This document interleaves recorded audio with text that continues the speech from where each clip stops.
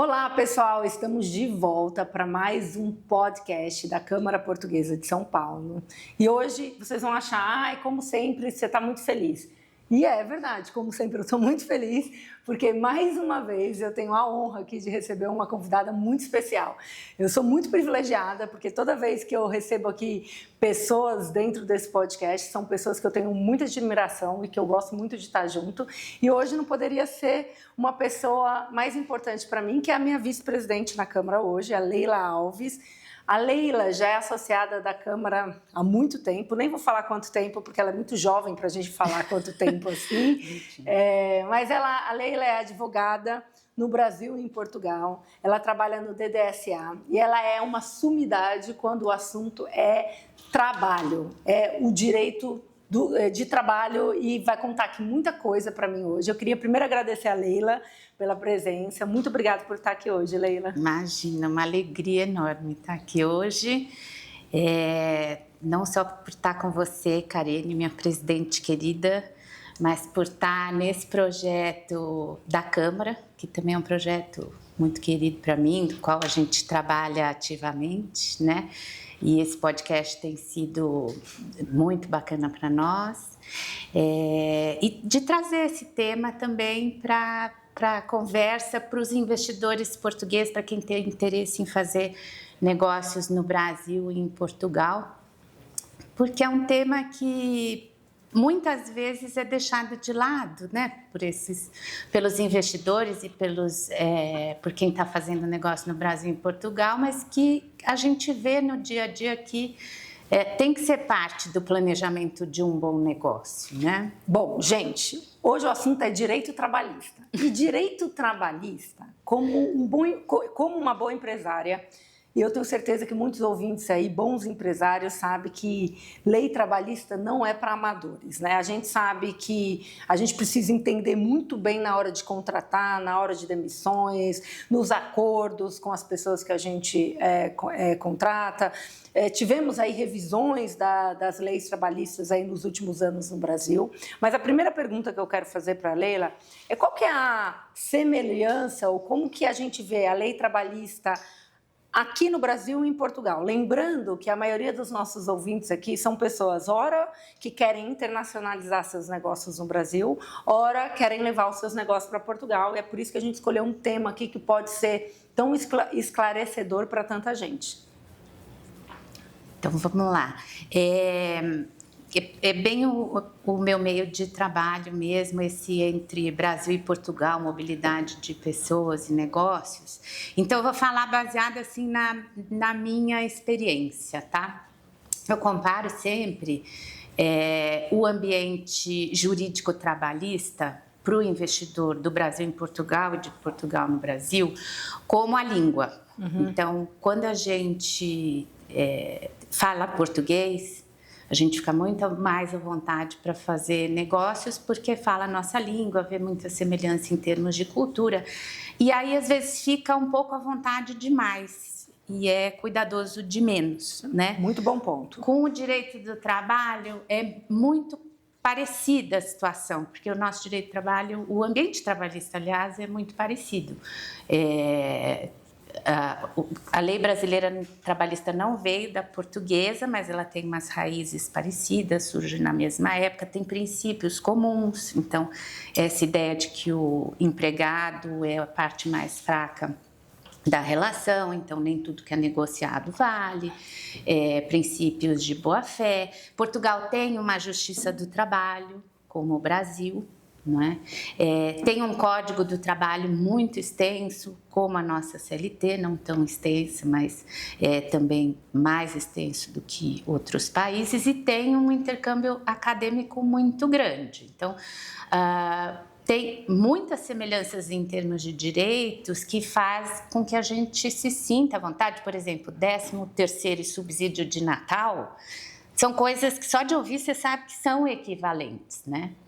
Tanto em Portugal quanto no Brasil, essas duas coisas existem. É a mesma de coisa. Natal é como chama em Portugal, 13º no Brasil, mas eles funcionam de maneiras diferentes, né? Então, é aí o ponto em que o empresário tem que parar e começar a olhar para as diferenças, né? Bom, eu quero contar para vocês que eu resolvi trazer esse assunto com a Leila, porque eu até estava discutindo com ela, que hoje eu trabalho para uma empresa portuguesa, e eu tenho um time, tem uma organização dentro dessa empresa, que é o Grupo Bacalhau, e eu quando eu comecei lá, eu tive algumas surpresas em termos de contratar, demissão, tudo parecia que eu achava que era igual ao Brasil e tem muita coisa diferente. Então, eu queria entender quais são os pontos de atenção ao contratar quando um português está no Brasil ou quando um brasileiro está em Portugal. Tá, então vou de novo falar com base na minha experiência, tá? Que não é pequena, por isso que a gente está aqui hoje. Eu estou lembrando, assim, dos clientes e dos acontecimentos. Então, para a empresa brasileira que vai contratar um trabalhador em Portugal, o primeiro ponto de atenção que eu diria é fazer um bom contrato de trabalho. Porque no Brasil a gente tem esse hábito de ter um contrato de trabalho muito simples, assim, um formulário padrão que serve para todo mundo. E lá em Portugal, esse momento da contratação é muito importante, né? No Brasil a gente tem muito hábito de acertar que o trabalho vai começar, depois a gente assina o que quer que seja. Em Portugal, embora também não seja obrigatório você ter um contrato de trabalho escrito para o contrato de trabalho existir, tem coisas muito importantes que devem ser combinadas assim nesse começo. E por isso, lá em Portugal, normalmente os contratos de trabalho têm muitas páginas, né? Então, mais do que no Brasil, normalmente. Muito. No Brasil tem 2 páginas padrão, que normalmente é o contador que tem e que serve para todo mundo, né? Também não é uma boa prática, mas a gente consegue entender por que funciona assim. Em Portugal, normalmente os contratos têm muitas páginas. Primeiro, tem muita coisa que tem que ser combinada desde o começo. E segundo, porque existe um dever de informação. Então, o empregador é obrigado a colocar por escrito muitas coisas relativas a políticas e dados do contrato de trabalho. E o contrato de trabalho acaba funcionando para isso, o instrumento escrito, né? A coisa mais importante, eu diria, para estar nesse contrato de trabalho seria a questão da duração do contrato de trabalho, porque aí vem um ponto importante, que é o fato, e que assusta muito os investidores normalmente, que é o fato de, em Portugal, você não poder mandar embora sem justa causa. Você não manda embora. Se eu não estou performando, eu não tiro a pessoa sem justa causa. Mas aí é que entram diferenças. Você sabe que foi aí que eu me assustei no assunto. Assusta mesmo inicialmente, mas a verdade é que tendo um bom conhecimento da lei e trabalhando as possibilidades, não é assim. O empregador é também atendido nas suas necessidades, né? Não é não dá nem para dizer que é uma lei mais pró-empregado do que a nossa, não seria verdade. Não é por aí. Porque o que acontece é o seguinte: primeiro, justa causa em Portugal não é só caso grave disciplinar, que nem aqui, né? Certo. Então, aqui você manda embora por justa causa em caso de desonestidade, em caso... Infringir uma lei. Botar a segurança das pessoas em risco, né? Lá não, lá existe o que eles chamam de justa causa subjetiva e justa causa objetiva. A subjetiva, sim, tem a ver com a atitude da pessoa, né? Do empregado. Mas a justa causa objetiva, ela pode ter a ver com causas justas para o empregador, ou seja, dificuldade econômica, reestruturação. Essas coisas são consideradas... existem coisas da vida do empregador que também são justas causas para demitir. Interessante. Né? Então, existem procedimentos muito específicos, eles têm um pagamento de indenização rescisória mais complexo, mas as necessidades das empresas também estão lá na lei trabalhista respeitadas, Olha, né? Eu vou te parar um pouquinho, porque eu estou curiosa numa coisa. A sensação que eu tenho é o seguinte: quando eu estou no Brasil, eu contrato uma pessoa, ela tem uma experiência ali de 3 meses e depois ela está contratada ad eterno na minha cabeça. Ela só vai deixar de ser contratada quando ela está demitida. Para mim, o contrário do contrato é a demissão. Em Portugal não é assim, né? Em Portugal você tem que falar quanto tempo ela vai estar contratada, é isso mesmo? Mais ou menos. É o seguinte... Primeiro, além das justas causas objetivas para lidar com essa proteção contra a demissão, você tem os contratos a termo, que são muito mais comuns e se aplicam a situações muito mais amplas do que aqui. Então, existe muito contrato a termo, contratos válidos, existe contrato a termo até para novos negócios, porque entende que o empresário... é um contrato a termo? Desculpa. Um contrato a termo é aquele que não é protegido contra a demissão por justa causa, se ele terminar naquele prazo previsto. Certo. Aqui no Brasil também existe, e a ideia é a mesma, é você contratar uma pessoa para fazer um trabalho que tem prazo para terminar. Nesse caso, a justa causa para rescindir o contrato seria ter chegado o prazo. Certo. O fim da experiência, do prazo de experiência, por exemplo, é uma justa causa para a rescisão do contrato, que é um contrato a prazo. Certo. Tá? Em Portugal, é bastante comum o contrato a prazo, porque tem hipóteses maiores, então vem de novo a importância de ter o contrato escrito desde o começo. Porque se você não tem um contrato escrito, ele é entendido como um contrato por prazo indeterminado. Ah, tá bom. Se você tem um contrato de trabalho a termo escrito, chegou a data, rescinde-se e acabou. E é por isso que eu tenho tanta página e aí eu tenho motivos para renovar, é isso? Exatamente. E você tem motivos para rescindir. Você tem data para rescindir. Dentro no contrato. O motivo é a data. Ah, interessante. Né? Então, isso é importante. E isso tem que ser feito na admissão ou antes da admissão, porque depois o contrato já está em vigor e aquilo não foi combinado, né? Além disso, outro mecanismo para você adaptar bem essa proibição de demissão às necessidades do negócio é buscar o período de experiência adequado, porque no período de experiência você também pode demitir sem justa causa, né? E o período de experiência em Portugal, ele varia muito de acordo com as funções e a confiança de determinada posição. Então, é interessante ver para aquela admissão qual pode ser esse período de experiência, quanto mais estendido, melhor, né? E pode passar de anos a experiência? Não, ela chega ao máximo de 240 dias. Perto de 8 meses, perto assim. de 8 meses. Interessante. Não, isso é muito interessante, pessoal, porque uma das coisas que acontece na Câmara é muita gente que quer levar os negócios para Portugal e, como a Leila bem disse, as pessoas pensam o seguinte: a gente fala a mesma língua, o mesmo português, e a ideia da contratação, ninguém para pensar antes nisso, né? Que tem que ter contratos, e é essa a relevância de contratar advogados locais que conheçam bem, e para você também fazer uma consultoria do custo também da mão de obra quando você vai para Portugal, porque senão você também chega achando que é o mesmo custo no Brasil e não é. E aí o contrário também é válido, e nesse sentido eu queria perguntar para a Leila quais são os pontos de atenção para os portugueses que estão escutando a gente quando querem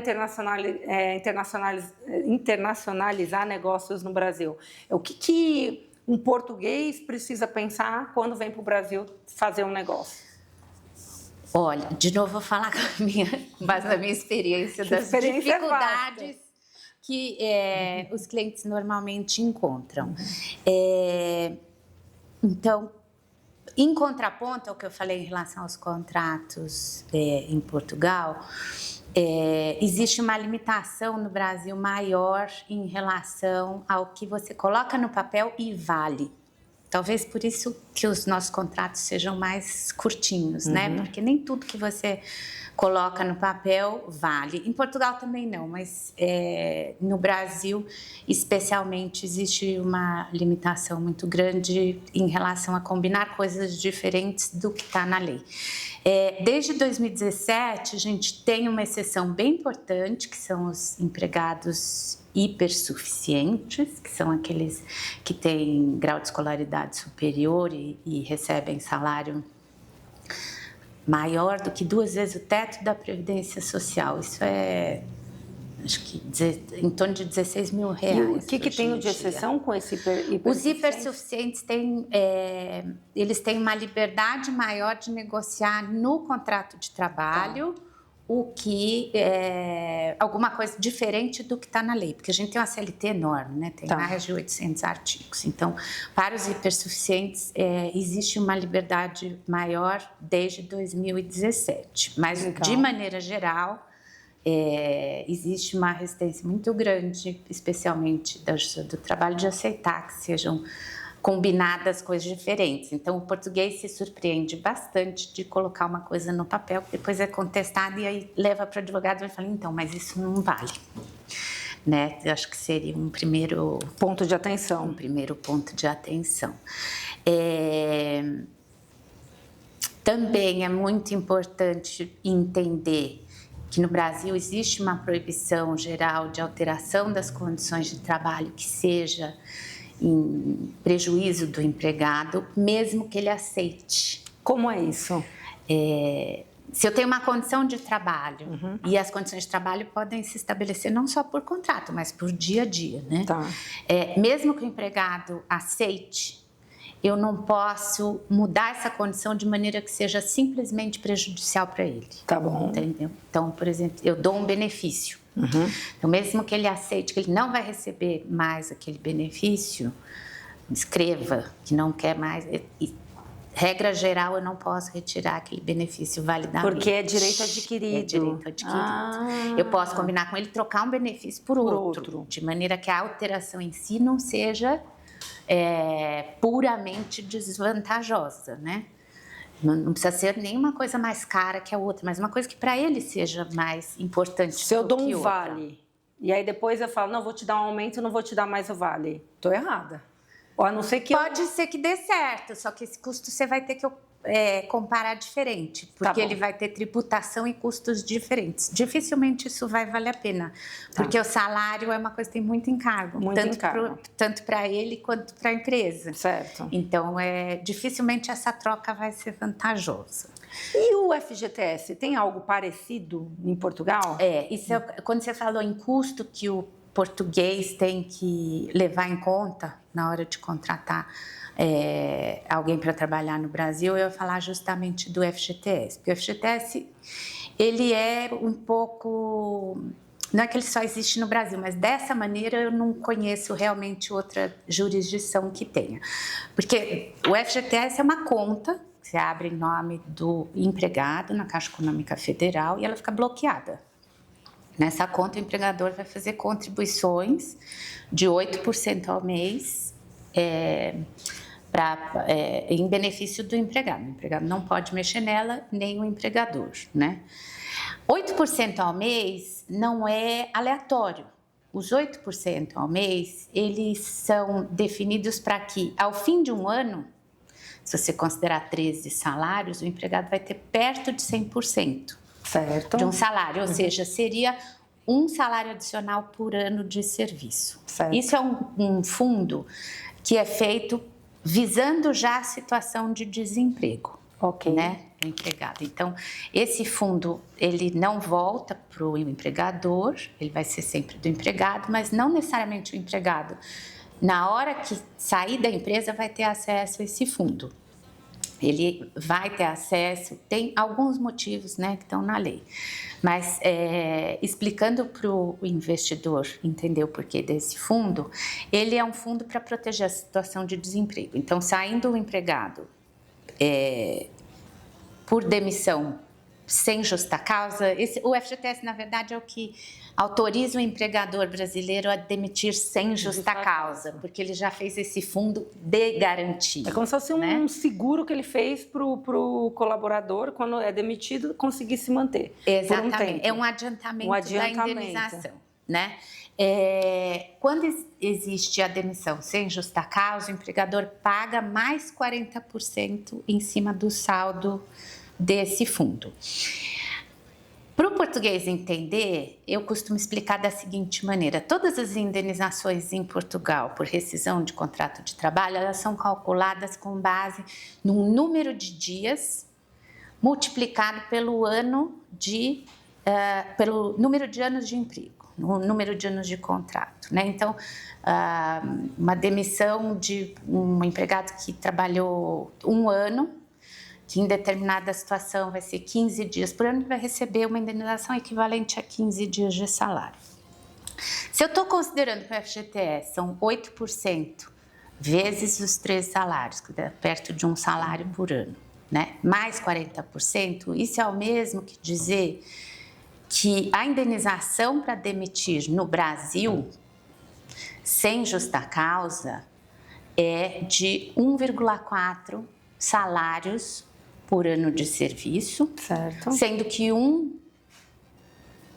já é depositado no mês a mês obrigatoriamente, então já vai entrar na provisão no custo normal.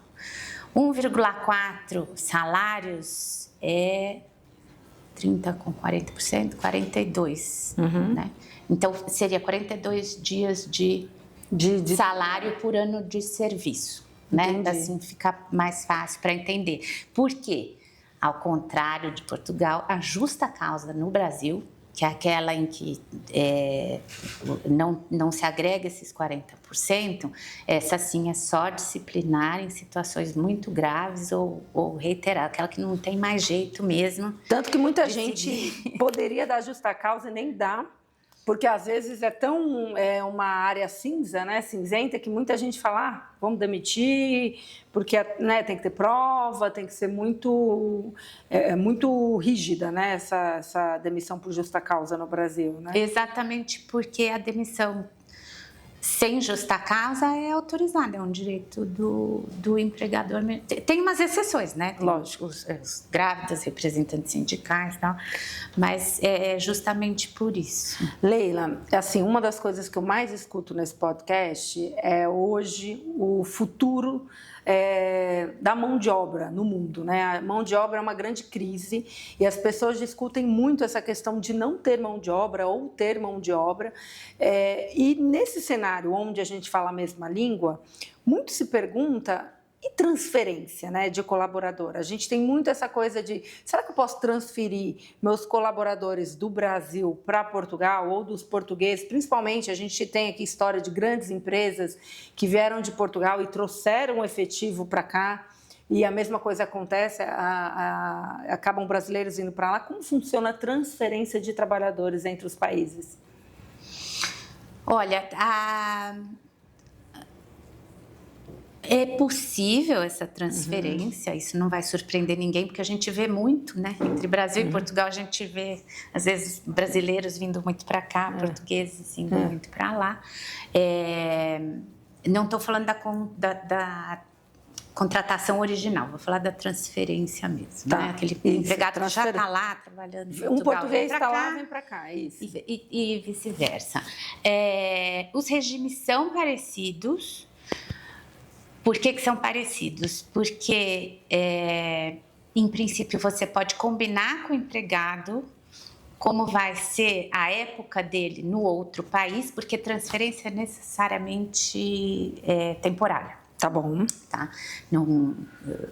Uma contratação original seria de outra maneira, mas uma transferência, é muito importante combinar com o empregado como é que vai ser, mas você tem nos 2 regimes, tanto brasileiro quanto português, uma lista de coisas que são garantidas e que não podem ser alteradas. Então, por exemplo, na brasileira, você tem o adicional de transferência, que é super importante estar combinado por escrito, porque de outra maneira você não consegue.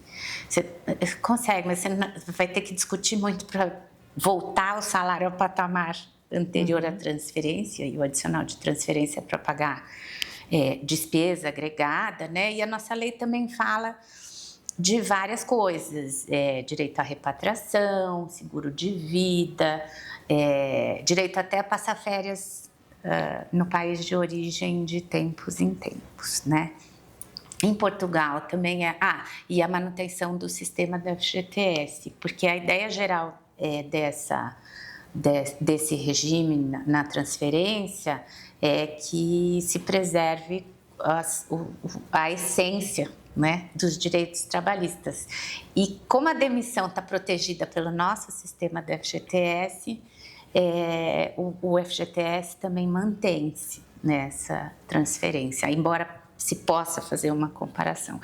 De Portugal para o Brasil também funciona muito parecido, porque uma das coisas que não se pode combinar diferente com o empregado é a perda da proteção contra a demissão sem justa causa, né? E outras coisas também. Então, o direito português sobressai quando eu transfiro um português para o Brasil? Em alguns temas essenciais só. Tá bom. Então, é sempre importante. Como a ideia geral dos dois regimes é manter direitos essenciais, mas esses direitos essenciais são um pouco diferentes, é interessante fazer uma comparação para combinar direitinho.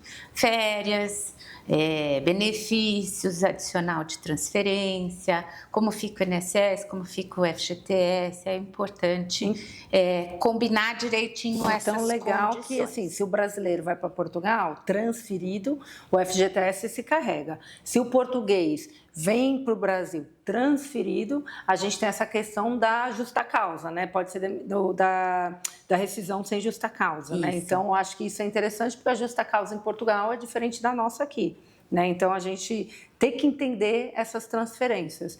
Agora, Leila, uma das coisas que todo mundo me pergunta é como trabalha à distância? Eu posso trabalhar à distância sendo contratada? Eu sou contratada por Portugal, eu posso morar no Brasil ou vice-versa? Como que funciona? Claramente, quando você é um prestador de serviço, é uma coisa. Agora, quando você é um contratado, funciona? Existe isso? Olha, existe, mas, sinceramente, acho que nem Portugal nem Brasil conseguiram dar uma resposta segura. Né, para isso. Essa questão de contratar uma pessoa em outro país para trabalhar em outro país, ela existe desde sempre, né? A gente só ficou mais comum, né? E as possibilidades ficaram muito maiores, mas isso sempre existiu. Não tem uma lei que diga exatamente, olha, vale lei do Brasil, vale lei de Portugal. Não tem exatamente, né? Então, a gente está começando a ver julgamentos a respeito dessas situações em que a empresa portuguesa que quer expandir para o Brasil só contrata uma pessoa aqui para trabalhar daqui e vice-versa. O que tem se firmado, tanto no Brasil quanto em Portugal? De novo, o contrato. Certo. Né? Então, a legislação escolhida pelas partes é muito importante, mas não pode ser uma lei que não tem nada a ver com aquele contexto. Certo. Né? Então, não posso escolher a legislação trabalhista das Bahamas, uma pessoa que mora e trabalha no Brasil, para uma empresa portuguesa. Agora, se eu validamente escolher a legislação portuguesa, porque aquela pessoa, apesar de morar no Brasil, ela trabalha só para aquela empresa em Portugal, os clientes dela são portugueses, ela trabalha no fuso horário português, é tudo português, então a você já legislação tem... é Portugal. Parece óbvio, mas não é, viu? Porque a gente tem vários julgados na Justiça do Trabalho em sentido contrário, mas Tá. eu tenho visto bastante o entendimento caminhar para esse sentido. Em Portugal, a mesma coisa. Tá bom. Isso não é à toa, porque tanto Portugal quanto o Brasil são signatários da mesma convenção internacional, que é a Convenção de Roma. Então, tende a se desenvolver para o mesmo lado. Leila, parece que não, mas a gente já está encaminhando para o final do nosso papo. E aqui tem tanta coisa interessante para falar. Mas antes da gente encerrar o nosso podcast, eu tenho que falar do que é Trend Topic, né? Todo mundo sabe, quem me segue já sabe que eu sou apaixonada por novidades e o que é trend. E eu queria saber, né, aqui no Brasil, hoje, um dos assuntos que estão na moda é, o relatório de transparência, de igualdade, que a gente precisa, se a gente tem mais de 150, não tenho certeza, colaboradores, a gente precisa declarar. E a questão também daquela nova legislação que começou agora em maio em relação à saúde mental, N1. Eu posso NR1. NR1. Ainda bem que eu tenho uma advogada aqui. Então, minha advogada, me conta aqui, relatório de transparência e igualdade salarial, como funciona. E essa legislação NR1, as duas funcionam nos ambos os países, sim ou não? Então, como nós somos países irmãos, né? Como a gente sempre fala e vê, mesma língua, cultura parecida, muito intercâmbio cada vez maior. Quando a gente fala em trabalho, a gente fala em pessoas. Então, os grandes conflitos, né? Os grandes desenvolvimentos tendem a ser cada vez mais parecidos, né? E já tem áreas, inclusive, em que a experiência do Brasil ajuda Portugal, a experiência de Portugal ajuda o Brasil. Em termos de saúde mental, acho que está todo mundo tentando caminhar, né? Porque realmente os empregadores não têm como negar que o burnout, por exemplo, mal do século. Né? É o mal do século e doenças mentais de maneira geral, né? Além de o impacto social muito negativo que a empresa às vezes pode ajudar e contornar, etc., tem um impacto para o negócio muito grande, né? Então, no Brasil já existe uma obrigação, que é por essa NR1, de incluir a prevenção e o monitoramento da saúde mental. Quantos colaboradores você precisa ter para trabalhar isso? Mais de 100, né? Provavelmente. Na verdade, você vai fazer o seguinte, você vai ter que incluir o tema no seu relatório de prevenção. Então, é todo mundo. Tá bom, tá? Certo. Então, é todo mundo. Todo empregador precisa ter o monitoramento da saúde mental. Quando eu falo um programa de monitoramento de saúde mental, por exemplo, o exame admissional e periódico são parte de um programa de controle de saúde ocupacional. Certo. Se é um trabalhador de escritório, normalmente ele só faz o admissional e o demissional. Se é um trabalhador de fábrica, ele faz periódicos, e aí inclui ou não exames de sangue, dependendo dos riscos que ele está exposto. Essa alteração da NR1, ela quer dizer o quê? Ela quer dizer, na hora que você for avaliar os riscos do seu negócio, em termos de saúde ocupacional, você tem que incluir a doença mental. É isso que ela quer dizer, né? Para fazer programas de prevenção e monitoramento. Isso é o que entra em vigor ano que vem no Brasil. Eu achei que era esse ano. É ano que vem, só que entra em vigor. Acho que é maio de 26. Tá bom, certo. É maio de 26. Ótimo. Agora... Mas vamos ter que organizar isso de qualquer jeito. Se for esse ano exatamente. E é engraçado você falar, a gente vai ter que organizar isso de qualquer jeito, porque na hora que a gente fala de Portugal, a ideia é a gente vai ter que organizar isso de qualquer jeito. Lá não tem NR1, lá não tem obrigação legal de monitoramento de saúde mental especificamente. Você tem obrigação de acompanhamento de estado de saúde, de proteção, etc., parecido, mas não há nada específico na legislação para a saúde mental, mas as empresas já estão adotando, acho que até um pouco mais, tenho ouvido falar mais lá do que aqui. Legal. Como boa prática. Boa prática. Os empresários, de maneira geral, estão entendendo em Portugal que é é pelo bem do negócio também. E o relatório de transparência de igualdade salarial entre homens e mulheres? Então, Portugal está mais avançado em relação a pauta da igualdade salarial entre homens e mulheres é muito querida em Portugal hoje. Legal. Tá? Eles começaram, acho que foi em 2018, com esse monitoramento. Existe uma diretiva europeia, se não me engano é de 2023, então Portugal vem caminhando nesse assunto há mais tempo. Certo. Né?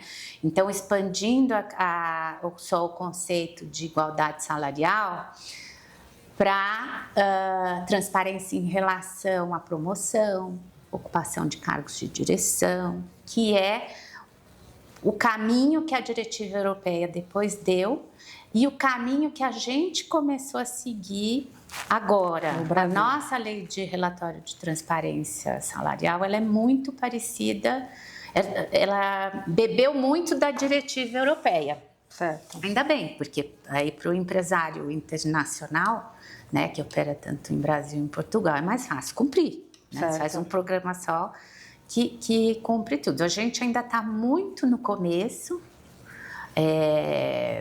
não sei como é que vai ser aqui. O relatório foi um pouco decepcionante, porque tem pessoas, empresas no Brasil que queriam mostrar bastante resultados positivos, né? Mas é um relatório ele é até um pouco difícil de entender, que o próprio Ministério do Trabalho faz. Mas em Portugal eu acho que a diretiva entra em vigor nos próximos anos aos pouquinhos. Então isso também é uma grande vantagem, porque dá tempo para o empresário se adaptar. A sensação que eu tive, Leila, pelo menos eu participei de um relatório de forma próxima de uma empresa que eu estou envolvida, e nesse relatório, quando a gente viu os números, a gente falou, a gente não está tão bem assim. E aí, assim, a gente tem que publicar o relatório. E quando a gente tem que publicar, a gente tem que colocar em algum lugar, no seu site, em algum lugar, se a pessoa for ver, ela tem que estar lá. Todo mundo está colocando bem escondidinho dentro do site, porque está todo mundo meio... Mas o que eu senti? Que vamos trabalhar para melhorar o relatório, porque todo ano vai ter que ter uma publicação. Então, eu acho que pelo menos esse relatório faz com que as pessoas decidam quais são as ações efetivas para isso melhorar, né? A igualdade entre gênero, né? Exatamente. E é por isso que eu falo que Portugal está na nossa frente, porque começou antes. Exato, tá claro. Nesse olhar, né? E o nosso também, além da questão da igualdade salarial entre homens e mulheres, ele, pela nossa característica como país, também colocou a questão racial, aproveitando. Né? Por isso que esse intercâmbio é tão difícil. É tão difícil, mas ao mesmo tempo é tão bacana, né?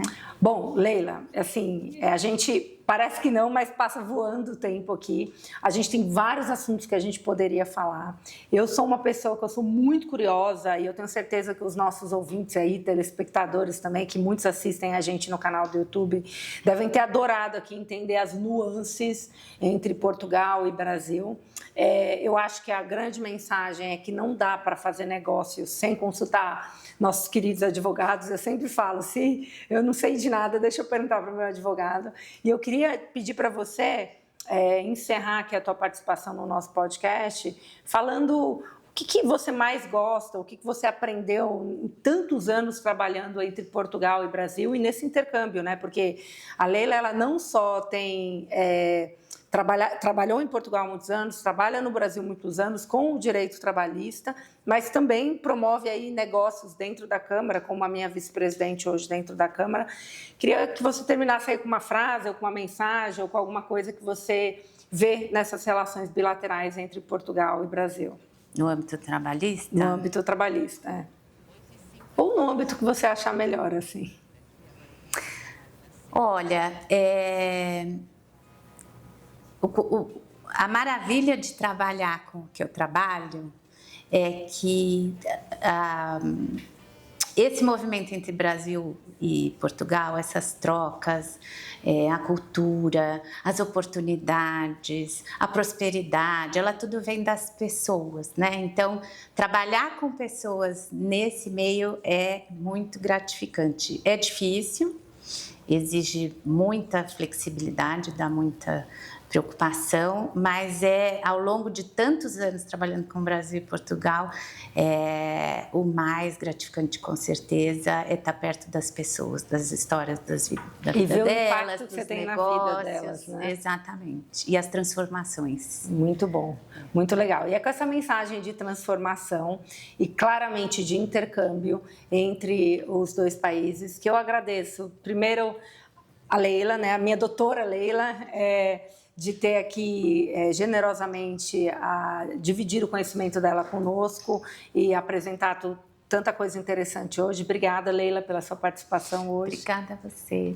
Foi um grande prazer e agradecer vocês que ficaram até aqui o final assistindo o nosso podcast. Quero agradecer a todos e lembrar que quem não segue o nosso canal no YouTube, não se esqueçam, entrar no YouTube, apertar o sininho, começar a seguir. E se você gostou desse conteúdo, não se esqueça de compartilhar nas mídias sociais. Estamos no LinkedIn, no Instagram. E eu espero vocês no próximo podcast da Câmara Portuguesa de São Paulo. Até breve!